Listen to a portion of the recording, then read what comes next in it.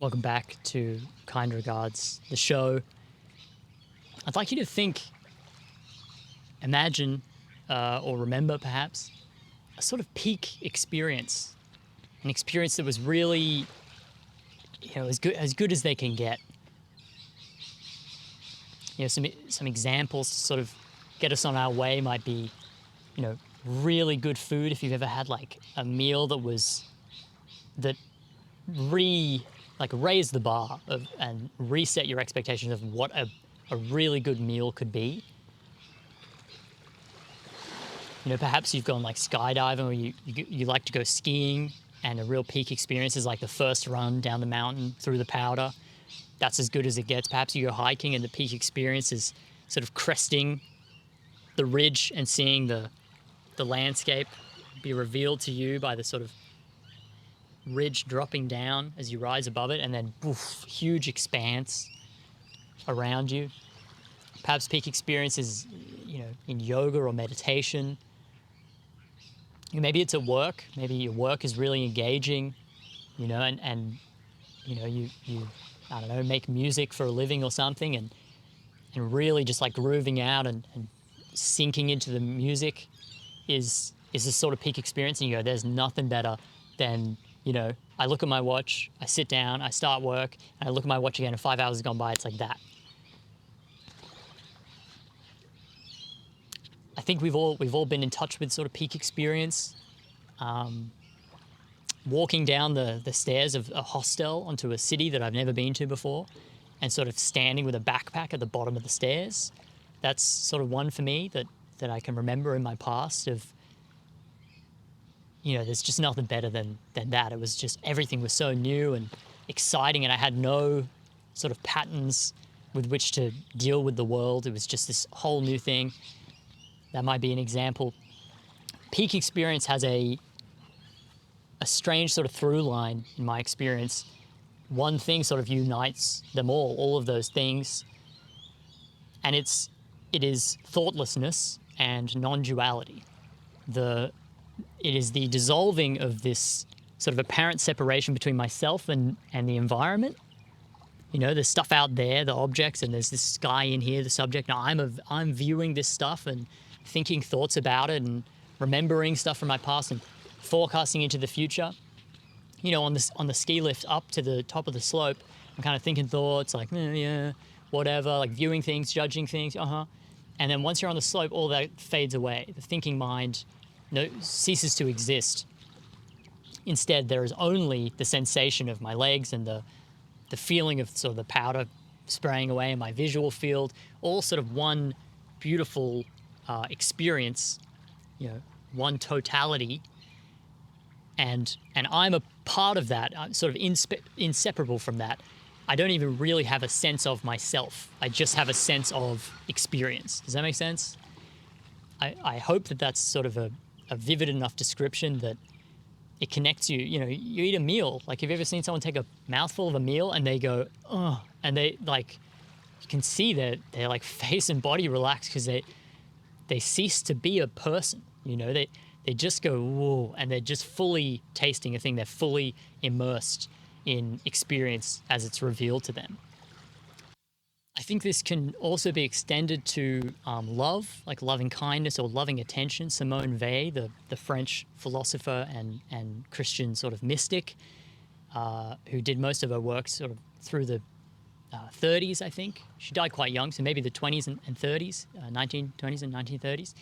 In France, she talks about loving attention as the most generous thing that we can give to others, and that all sort of kindness and love comes from this.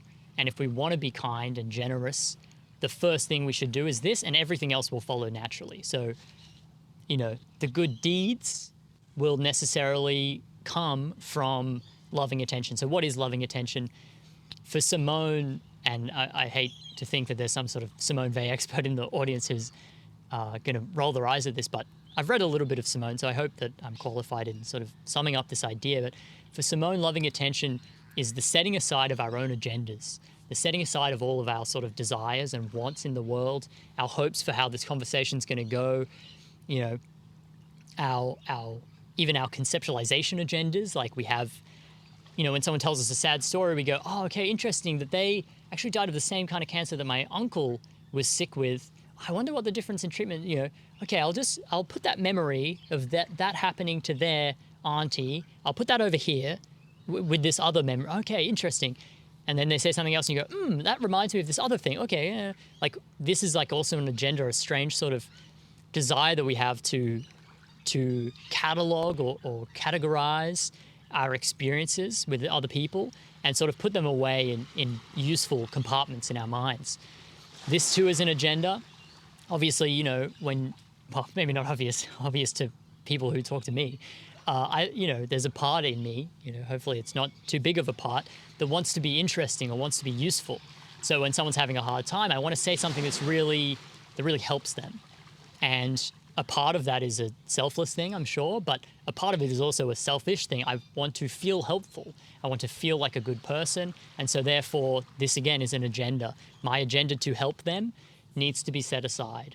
And instead, we should just try and be fully empty as we can be, really setting our whole self aside, our self mostly being comprised of these agendas, these desires, for control and control via conceptualization, control of our own appearances in the eyes of others, like in my sort of helpful example, control of our appearance in the eyes of ourselves. If I do this, then I'll be able to justify seeing myself in this way, all of these things. So setting our agendas aside, setting ourselves aside as fully as we can, emptying ourselves out and seeing a person as they are, not as we want them to be, not as we hope they will be in the future, not as we remember them being and we wish that they still were, but as they actually are, as if they're a totally new thing and they're just revealing themselves moment by moment, and we are fully immersed, fully absorbed in them, in their suffering or their joy, whatever is being communicated, whatever they are trying to show us of themselves, whatever we are supposed to bear witness to. We should be fully absorbed by that. And so this too is, obviously, you've probably put the pieces together, a similar sort of peak experience. People have talked about, I wish I could name them so you could look them up and read about them if you like to do that, have talked about love. Love is only the dropping away of self. When we're involved in a relationship with someone, talking with someone, as soon as our thinking mind is involved, we're not really seeing them, we're not really, captured by them. But real love is like yourself evaporates. Like you don't care what happens to you. You'll do anything for the person. That's what people often say.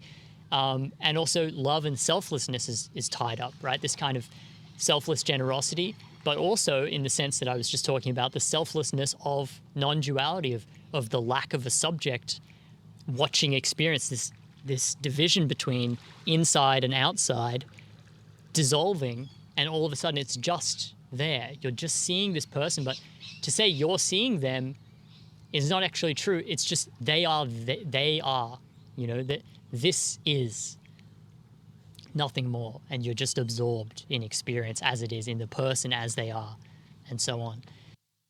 Thought, the pesky little thing, the cheeky thing, thought, is the primary obstacle to this, I believe. Thought about the past, thought about the future. Have you ever been in a peak experience, a supposed peak experience? You go and do this thing, you save up all this money to see someone in concert, you really love them, and it's supposed to be the whole time of your life, and you're supposed to be totally blown away. And then you're in the audience being like, oh, that guy at the bar was so rude. Like, why was he so rude to me? Is there something wrong with my face? Like, did he not like how I was dressed? Like, why would he be like that? Like, is he just an arsehole? Oh, probably shouldn't say that about him. Jeez, and the gig is going on in front of you. You've waited a year for this gig. You paid $100, and all of a sudden you're lost in thought. You're barely even registering that you're at a gig. You'll wake up and remember that you're there. And this potentially peak experience is totally passing you by. Thought is the enemy, sort of, maybe not the enemy, but a pretty serious sort of barrier to peak experience, which is all sort of leading me to how do we change? Well, actually, set that aside. What is meditation for? Meditation is a big part of it is emptying out of ourselves of thought, sort of gently letting thought fizzle out and not perpetuate itself. So cutting the sort of train of thought in two as it passes. You go honk, and then there's no train for a while. And then another train shows up and you go, oh, there's a train. And you cut it, and then there's no train for a while. Sort of letting thought fizzle out instead of letting it perpetuate itself, so that you can have this sort of this barrier dissolve, and then you have a higher chance of having these sort of non-dual experiences where all of a sudden you're just sitting and you're just where you're at, and you feel this sort of this beauty or the bliss or rapture sort of rise up. And it's this really amazing experience because, again, we are fully connected to the world. We're fully in love with experience, fully captured by the present moment. This is a large part of what meditation is for, though a lot of people would say talking about the goal of meditation undermines the very thing, because then we're grasping and stuff like that. So, not a super precise sort of chat about meditation there, not super precise sort of definitions, but meditation, for me, the difference between 10 minutes of meditation and 30 minutes of meditation, or perhaps 3 10-minute meditations across the day, is that it lowers the bar for peak experiences. Instead of one bite of the meal, the first bite, me going, wow, great, oh yeah, what a bite of food. Instead of one and then the rest of the meal I'm lost in thought, I get 3, 4, 5, 6 bites in the meal that I'm like fully engaged with, fully in love with. How good is this? I'm so lucky. This is delicious. Really enjoying this meal. A walk on the beach, I can be totally lost in thought, finish the walk and be like, oh, damn. Oh, yeah, where did I walk to? What did happen? What did I see? Did I see anything interesting? I was in a dream while I was doing this walk, or I can have a much less, I suppose, polluted walk where I'm much more in contact with reality. I'm much more, myself is much less present. And there's much more sort of love and connection and kindness between me and the environment, or me and my own perceptual experience, if that makes sense. Yeah, I invite you to sort of experiment with this, with meditation, and sort of, if you have sort of a peak experience lined up, sort of experimenting with noticing thought's role in this. When is like the big moment that feels really good? When does the peak experience reveal itself, and what is the character of that experience? What does it feel like? I hope that this doesn't get you lost in thought about, analyzing the experience as it's happening. That's sort of not the point here. The point is much more so to just feel it as it is. Just let it reveal itself to you, just experiencing it. But yeah, hopefully that's sort of helpful and a useful thing to think about. Yeah, and also experimenting with meditation. Meditation, of course, takes a little bit of time before if you're a real beginner, it takes a bit of time before you're not constantly lost in thought. A lot of people sit down to meditate and they go, oh, I couldn't do it. I was just thinking the whole time. It mustn't be for me. That's, as far as I'm aware, that's every single person that's ever tried to meditate. Starts meditation with being completely lost in thought. I've been lost in thought for 25 minutes before. I've actually, 5 minutes into a meditation, a half an hour meditation, I've been going relatively well, and then from then until the very end, I've been completely lost in thought. While someone's talking in a guided meditation, I can't even hear them. I don't even notice them one bit. And this is normal. This is fine. It's okay. We're not supposed to judge and go, bad me. That's just more thought. So guided meditations are good for this. They usually instruct you to be quite non-judgmental and just let the thoughts go. It's all right. You don't have to push them away, that kind of thing. And hopefully they emphasize the normalcy of being really lost in thought. It takes a little while before we sort of push past that. We experience sort of five whole seconds, or maybe even 5 breaths, 5 ins and outs where we're not lost in thought. And then we sort of get more of a sense of what the difference is between being lost in thought and not being lost in thought, what they both sort of feel like, how to recognize them when they arise, that kind of thing. And that really, that's when I guess more progress gets made in meditation. So I encourage you to stick with it if you can. 10 minutes a day is way better than no minutes a day. So hopefully that's encouraging.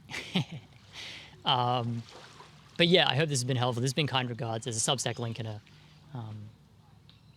YouTube and Spotify link below. So, you know, you can get the content however it sort of suits you. Yeah, have a great day. Thanks very much for coming over and watching this video. I hope it's been useful. Any thoughts, please let me know. Thanks.